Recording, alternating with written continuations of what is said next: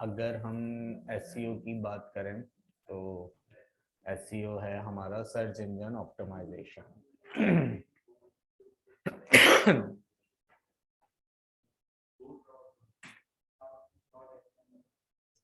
और अगर हम सर्च इंजन ऑप्टिमाइजेशन की बात करें तो ये जहन में जब भी एसईओ का वर्ड आता है तो सीधी सीधी एक ही बात आती है कि यार गूगल में किसी तरीके से रैंक हो जाए।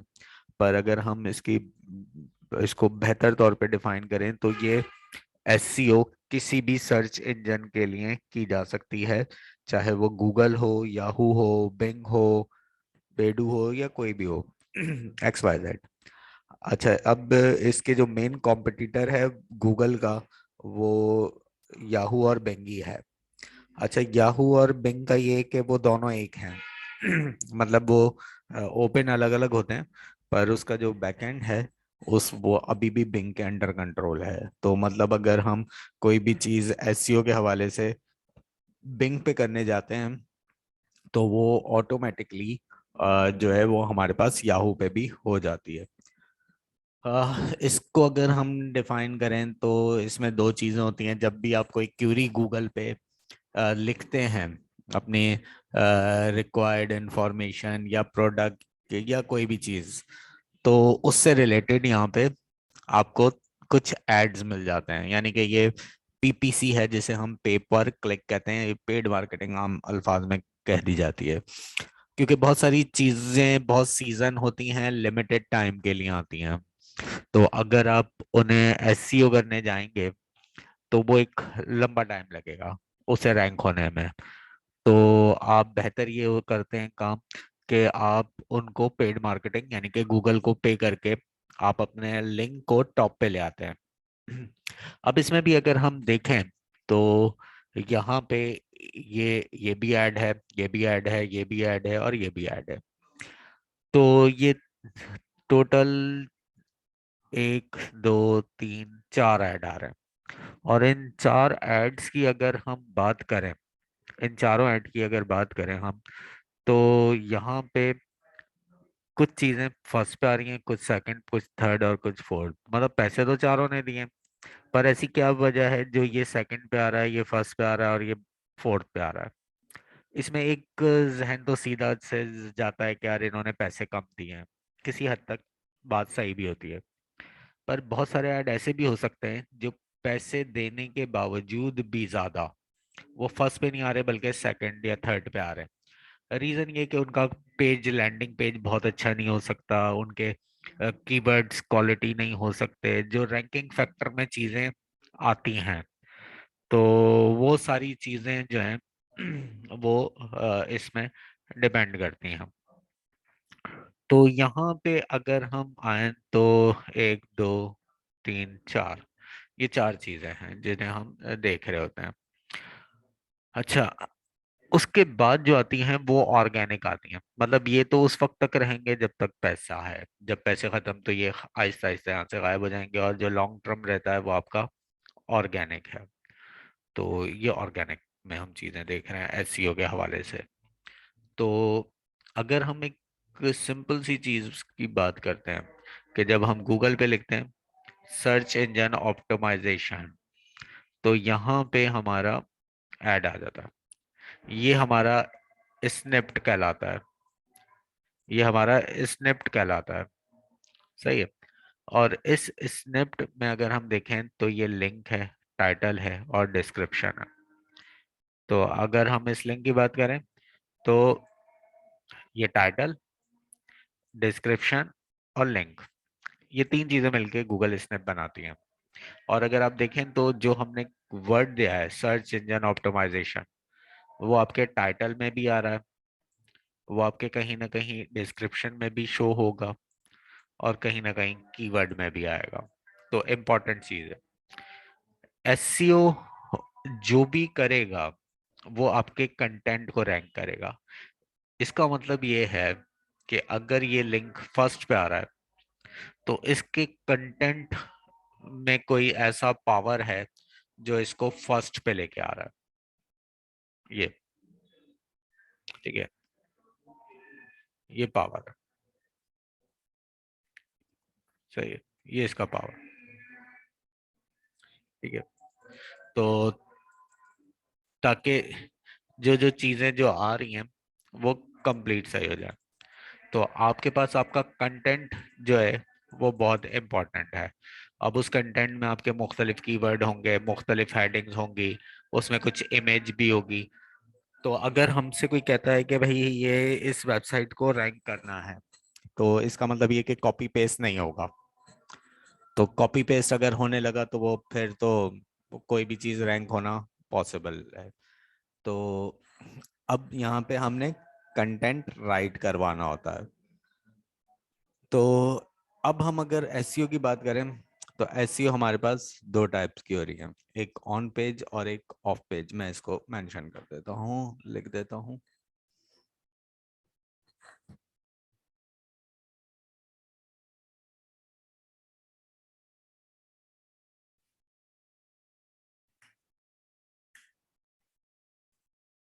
नंबर 1 हमारे पास होती है ऑन पेज, और नंबर 2 होती है ऑफ पेज। अगर हम ऑन पेज की बात करें, तो इसके लिए हमें क्या चाहिए? तो सबसे पहले हमें चाहिए एक अदर वेबसाइट यूआरएल।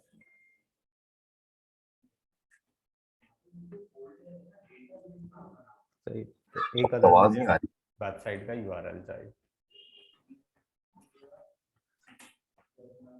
नंबर 2, अब यूआरएल की बात जब हम करते हैं तो एक हमें चाहिए डोमेन होस्टिंग, और जो प्रेफर होते हैं डोमेन, वो आपके पास जैसे हमने कहा .com, .pk, .edu आवाज नहीं आ रही आपकी। और .uk एक्सेट्रा। तो ये हमें डोमेन चाहिए। अब बहुत सारे लोग कहते हैं कि वो फ्री होस्टिंग भी होती है, फ्री डोमेन भी मिलते हैं। तो कोई भी सर्च इंजन फ्री होस्टिंग या फ्री डोमेन पे वर्क नहीं करता। अब इसका रीज़न क्या है? रीज़न ये है कि वो फ्री में होता है। एक तो उसकी स्पीड बहुत कम होती है, उसकी बैंडविड्थ बहुत कम होती है, प्लस प्लस जो है वो आ, हम जिसकी बात करें कि उसका कोई भरोसा नहीं होता। मतलब वो 2 दिन बाद, 3 दिन बाद, 3 महीने बाद, 6 महीने बाद वो बंद हो सकती है, क्योंकि वो फ्री है। अच्छा, आप आपको आवाज सही आ रही है? जी अब से आ रही है। चले, अच्छा, तो उसका एक तो कोई भरोसा नहीं होता हमारे पास कि वो कब जो है वो खत्म हो जाए। तो एक ऑन पेज के हवाले से हमें एक वेबसाइट का यूआरएल चाहिए, डोमेन होस्टिंग चाहिए, और फिर हमें चाहिए कंटेंट। अब कंटेंट की अगर हम बात करें तो सबसे पहले हमारे पास है टेक्स्ट। तो ये बहुत ही एसईओ बेस्ड होना चाहिए। सही है, बहुत ही मतलब जिन पेजेस के लिए लिखवाया जा रहा है उसके टाइटल, कीवर्ड्स वगैरह सब इसमें मौजूद होना चाहिए। उसके बाद अगर इमेजेस हैं तो वो होनी चाहिए। उसके बाद अगर हम ये कहें कि अगर हमारे पास वीडियोस हैं तो वो होनी चाहिए। ये सारा आपके पास आपका अपना कंटेंट होना चाहिए। ये ना हो कि कोई कॉपी पेस्ट हुआ हुआ आप दे रहे हैं।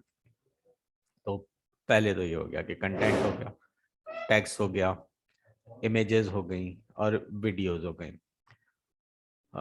उसके बाद आपने बनाने होते हैं मेटा टैग। अब ये मेटा टैग्स क्या है? अभी हमने जब ऊपर यहाँ पे लिखा एसईओ, सर्च इंजन ऑप्टिमाइजेशन, तो ये जिसकी मैंने बात की है गूगल स्निप्ट, जिसमें टाइटल, कीवर्ड, यूआरएल, ये सारी चीजें आ रही थी। तो ये सारे मेटा टैग्स कहलाते हैं जो रैंकिंग फैक्टर में आपको मदद देते हैं। इसमें हमने कहा सबसे इम्पोर्टेंट है आपका टाइटल। इसको हम आसान अल्फाज में कह देते हैं पेज टाइटल। और ये मिनिमम हम ये कहते हैं कि भाई ये 60 कैरेक्टर्स तक होना चाहिए। सही है, इससे ज्यादा नहीं, मिनिमम टू मैक्सिमम इतना होना चाहिए। अगर आप चले मिनिमम भी जा रहे हैं तो कम से कम भी आपके पास 40 कैरेक्टर्स का होना चाहिए। कैरेक्टर्स अगर ये देखें तो ये जैसे लिखा है what is SEO slash search engine optimisation, तो अगर इसको काउंट किया जाए 1 2 3 4 5 और स्पेसेस को भी काउंट करते करते ये हो जाएगा। तो कैरेक्टर्स के बाद डिस्क्रिप्शन है, और अगर हम डिस्क्रिप्शन की बात करें तो मिनिमम 122 मैक्सिमम 160 कैरेक्टर्स, और ये बहुत यूनिक होनी चाहिए।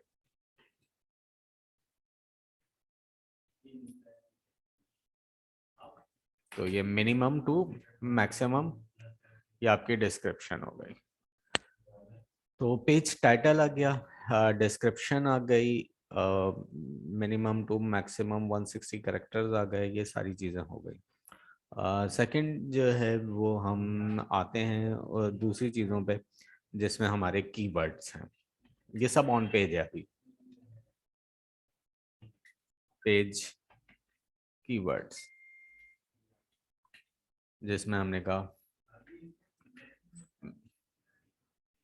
मिनिमम 5 मैक्सिमम आप 15 तक ले जा सकते हैं, और फिर आपका पेज जैसे जैसे रैंक होता जाता है आप उसको ऊपर की तरफ जाते हैं।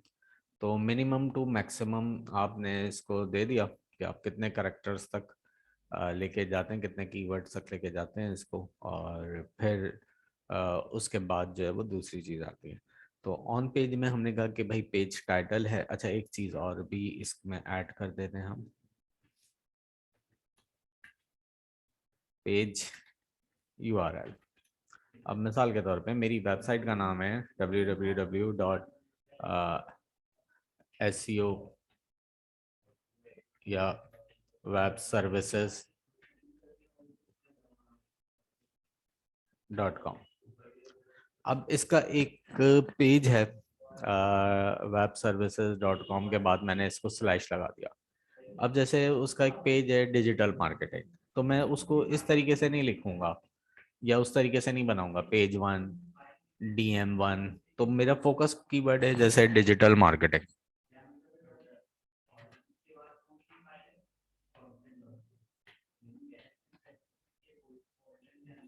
तो ये जो मेन डोमेन है webservices.com/digital-marketing।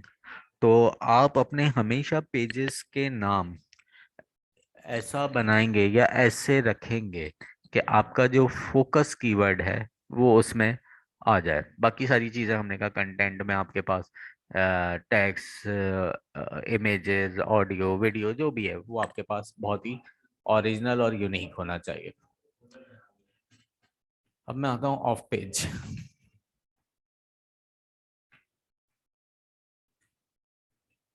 और ऑफ पेज में हमारे पास जो सबसे एक ही चीज है वो है बैकलिंक्स। यानी कि अब यूं समझें, ऑन पेज को इस तरीके से ले लें कि आपकी शॉप क्रिएट हो गई है। तो आप जब अपना कोई भी बिजनेस लॉन्च कर रहे हैं, कोई शॉप बना रहे हैं या कुछ भी XYZ काम कर रहे हैं, सही है, तो उसमें होता क्या है या उसमें हमने करना क्या है।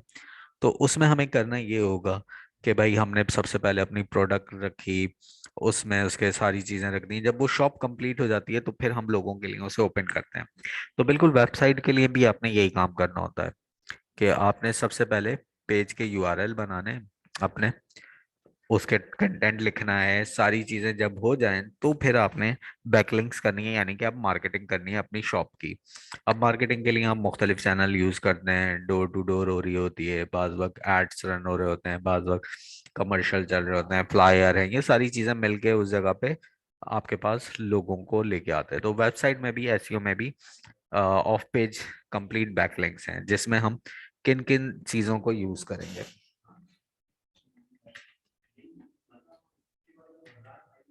आर्टिकल सबमिशन, या जिसे हम ब्लॉग्स भी कहते हैं,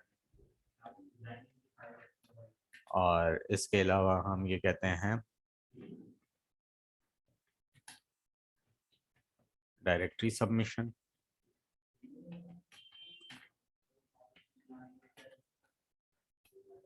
गैस पोस्टिंग, और क्लासिफाइड,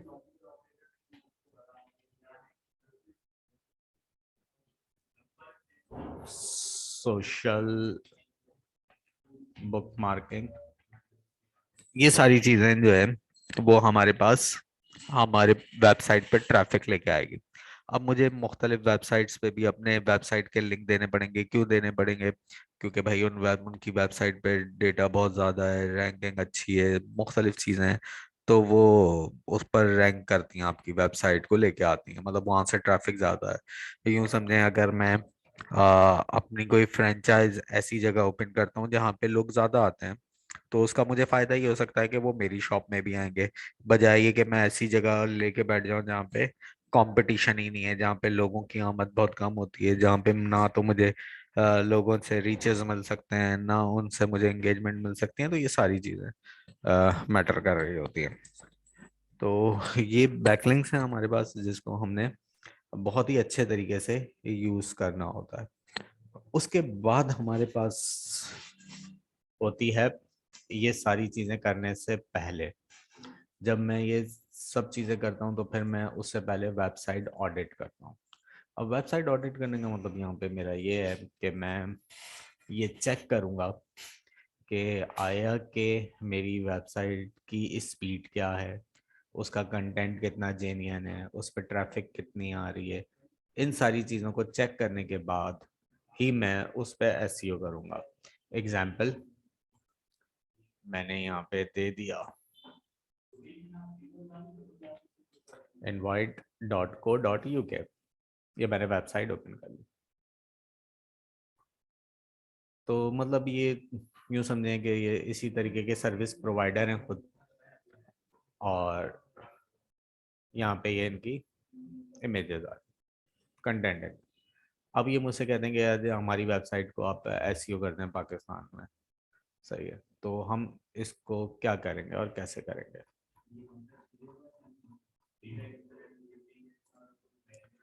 तो कॉपी करते हैं हम इसको, और हम आते हैं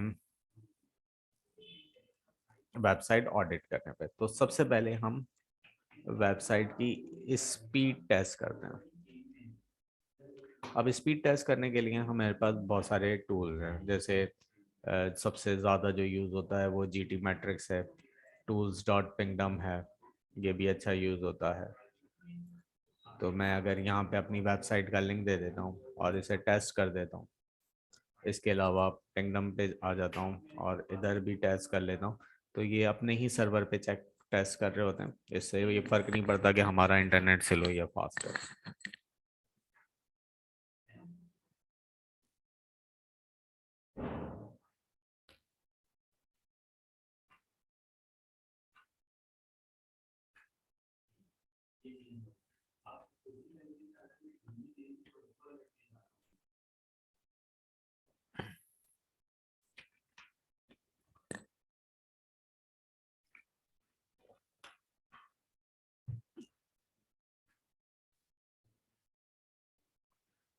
तो अब यहाँ पे देखें तो ये मुझे क्या क्या डिटेल दे रहा है।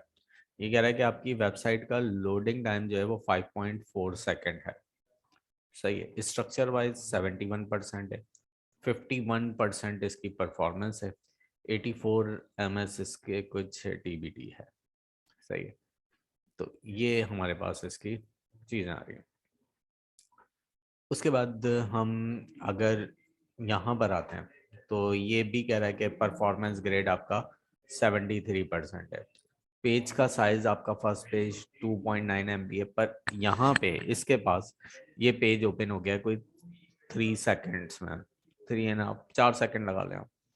जो इश्यूज हैं वो ये हैं, मतलब कुछ हेडर्स हैं जो कि एक्सपायर्ड हैं इसके, कुछ फ्री कुकी डोमेन है वो इशू कर रहे हैं, कुछ कंपोनेंट्स हैं और कुछ HTTP रिक्वेस्ट हैं।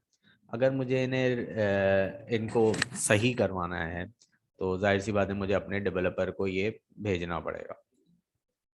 सही है, मुझे अपने डेवलपर को भेजना पड़ेगा, वो ये इन चीज़ों को बेहतर समझेगा और वो करेगा काम।